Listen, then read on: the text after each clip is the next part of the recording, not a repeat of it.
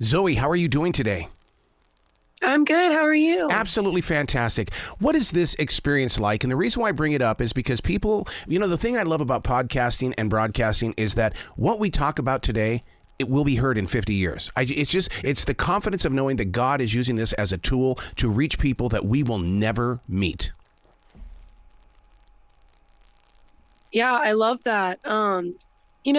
This experience, when you throw yourself into something like this, you don't really know what to expect, what you're getting yourself into, honestly. But I can confidently say this has been such an amazing experience for me. I feel like I've already learned so much, from my coach and just from everybody involved. And I feel like I've grown as an artist and I've grown as a musician, but something that's been really surprising is how much I've grown as a person, just in confidence. And I find myself in my day-to-day life, like, if I can get on the voice stage, like I feel like I can do anything.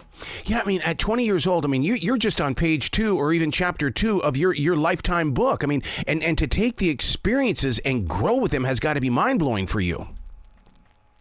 Yeah, I mean, I never thought that I could do something like this. I've never been the type of person that is always the most outspoken or the life of the party in any way. But, I just put my faith in God, and I have a lot of support around me. And so, I had the support to be able to do something like this for sure. Coming from Louisiana, my God, there is so much talent in the history of all forms of music from Louisiana. And now you're a part of it.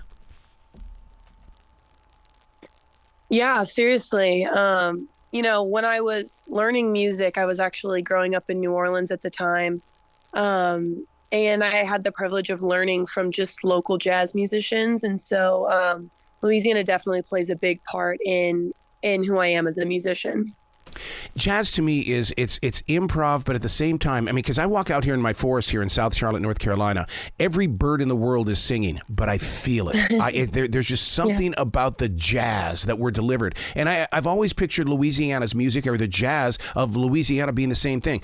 Everybody can be playing at once, and it's still jazz. Yeah, I mean, jazz is its own language. I can't say that I'm currently the best jazz musician that I've ever been, but, you step outside and once you get into downtown New Orleans, there's music all around you. And it's so collaborative, it's so community focused. And I'm just really lucky that that's what I grew up around. You inspire me because you learned how to play the piano by the ear. And my dad would always say, stop, Dad, I'm trying to learn how to play the piano. You won't buy me lessons. Stop. How did you get beyond that? Did your parents ask you to stop as well? So both of my parents are actually musicians as well. They grew up doing worship music and playing in churches and gigging locally. Particularly in the Christian music and worship field. And I distinctly remember we had this, not super high quality or expensive keyboard in our family room. And it had a setting on it where it was basically an ear training setting. And my dad kind of started to hear me pick up piano, and he plays piano himself. And so I was lucky that was something that was encouraged in me and that they were able to steward that gift within me. And so it kind of started out as this ear training thing, just trying to immerse myself in it. And then, my dad plays piano. He had a close friend at the time that played piano. And so they were able to help grow that in me past what I was able to figure out on my own. Worship music is so many people treat it like it's the opening band of a big concert, and it's like, wow, there's more to it than that. It's to set things up. How did you learn how to share the story through the worship music rather than just sing a song? Yeah, that's a great question. I think an on-stage presentation of worship music has to do with an offstage relationship with God. And so for me, leading worship authentically just means loving God authentically. So there's not much else to it for me. We're spoiled here in Charlotte because we have Elevation Church, and to experience the worship music, I mean, to me, it's changed everything, because just putting the words up there on the screen, it's like getting, that's exactly the message I needed to feel today. Thank you, thank you, thank you.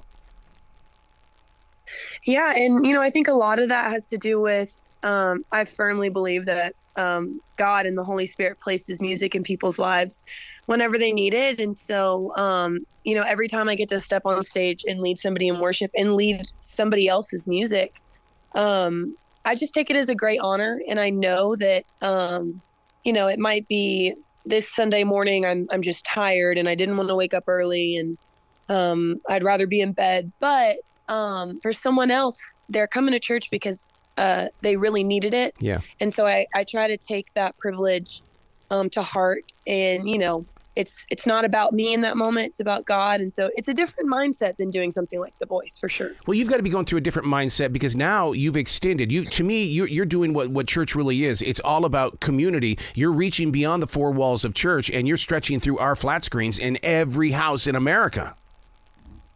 Oh, absolutely. There's so much ministry in doing The Voice. When I first started this process and everything, I remember praying, God, I just want everyone to see you through me. And so, I might not be singing a worship song or a song about God, but I want when people see me and as they get to know me throughout the show, I just want my life to point to God. It's super important to me. When you're out there in the community and the G word or the J word is dropped, you look at that as being a license of, okay, we're going there. We're going to talk about the Holy Spirit. We're going to go and we're going to bring some spirituality to this conversation. Because I work at a grocery store because I just like being with people. And when they say, yeah, I went to church today. Really, what'd you learn today? Tell me what you learned. Not what the preacher said, but what did you learn today? Sometimes I don't even wait for the J word to be dropped.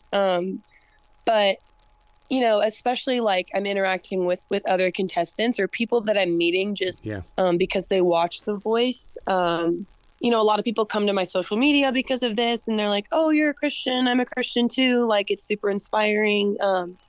And, oftentimes I meet people with a lot of church hurt.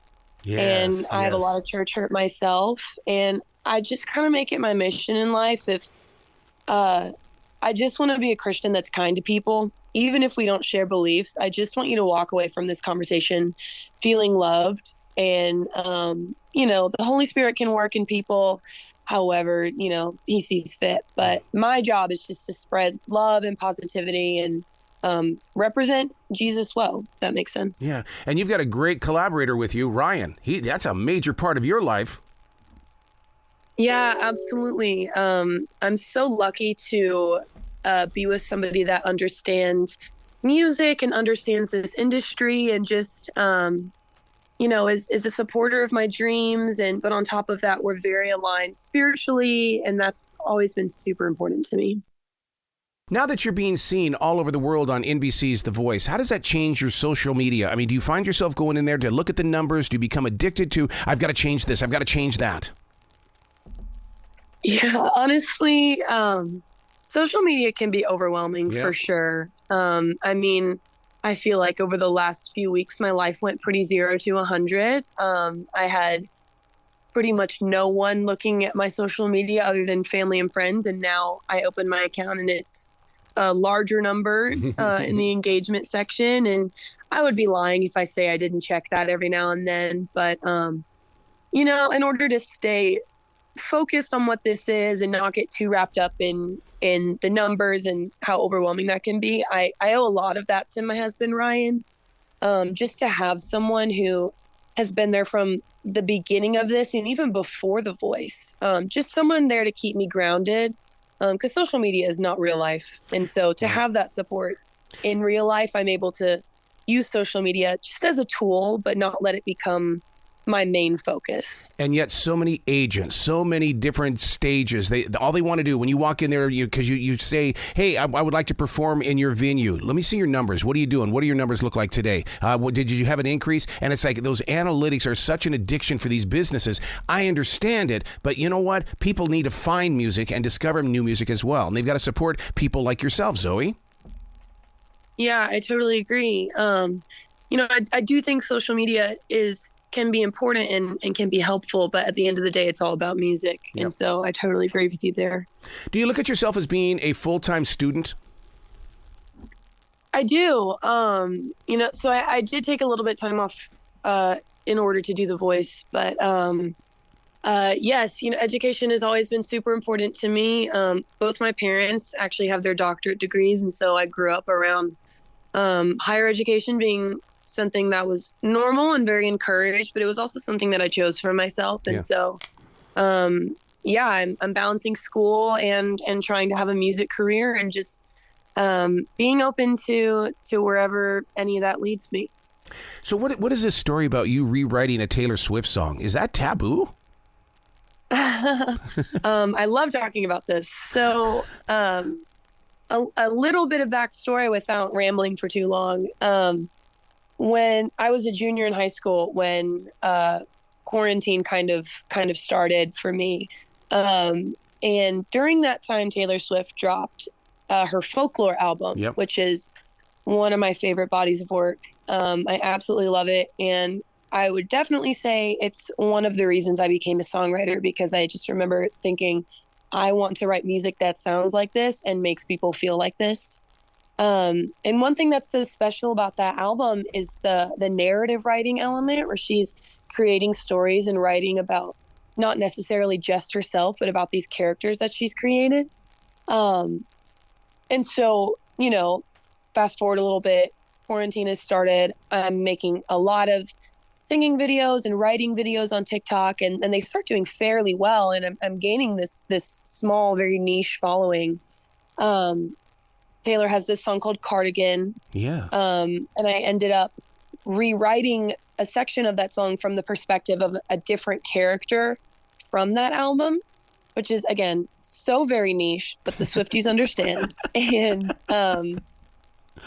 I just wrote it because I loved the song, and I ended up relating to one of the characters from that album. And so I kind of wrote it for me. And, I'm like 18 at the time, and, sad about boys. And so what else am I going to do other than write songs? And so it ended up, the first time I posted it, it got like 2 million views, overnight. And then a couple months later, I ended up re-recording it and just doing it again, and it got 5 million views that time. And I was just like, the Swifties are so powerful, but also songwriting is just so powerful, because people were relating to it in a whole new way, and it was just a really special experience for me. When you get like the 2 million and the 5 million hits, I mean, because I come from the world of radio, where you might get 37 spins this week, and it's like, wow, how can an artist even relate with that? Oh, I'm on the radio, I got 37 spins. Well, I got 5 million on TikTok. How does that sit in your heart? That never really feels normal by any means. I can't picture what 5 million people looks like in my head. Yeah. But, like I was saying before, music is just that powerful, and songwriting is just like, if anything, it just kind of made me feel less alone in what I was going through, because I'm writing this story about a breakup, and breakups are hard, but they're not unique by any means. And so, I was able to have people in my comment section like, oh my gosh, I completely understand this. Like, there's so much validation that comes from that, and you definitely have to be careful with it. But I honestly can't even remember what your question was. I just kind of started rambling, but it was very special to me. When you talk about storytelling the way that you do, and how you perform it, are we not in a folk music kind of generation again? It's just, it has a more modern rhythm to it. Oh, absolutely. I also love this question. I would definitely say, me personally, I'm in that folky country singer-songwriter genre. Yeah. And there's definitely been a resurgence of that. We have artists like Noah Kahan, who is blowing up right now and is nominated for Grammys. And Casey Musgraves just dropped a new album, and this one's a little bit different. It's kind of in that Americano and folky genre. And I don't know what it is. I think my generation craves authenticity, and if there's anything that folk artists and country artists can do well, is they can tell stories authentically. And so I think there's just a realness to the genre that people are really liking right now. Wow. Where can people go to find you and to give you a lot of love? Yeah, so obviously I would love for everyone to keep watching my journey on The Voice. We have the knockout round airing fairly soon, and super grateful for that. But other than that, just supporting me on social media. I would love to be releasing music one day, especially after all of this is all over. And so, yeah, just find me on social media. I'm Zoey Levert on all platforms, and yeah, come hang out. We've talked to the singer-songwriter in you, but let's talk the business side of you. Are you looking beyond the TikTok in the way that TikTok is under attack again? There's got to be something else out there that you've got to, because when I hear that things are under attack, I start building platforms and trying to figure out where else I can go if it goes down. Absolutely. I mean, TikTok has had this happen before, and so it's always kind of been a possibility, and whatever happens is what's going to happen. I can't change that. And so, Instagram has been a really useful tool for me, especially with the Reels feature. It's very similar to TikTok.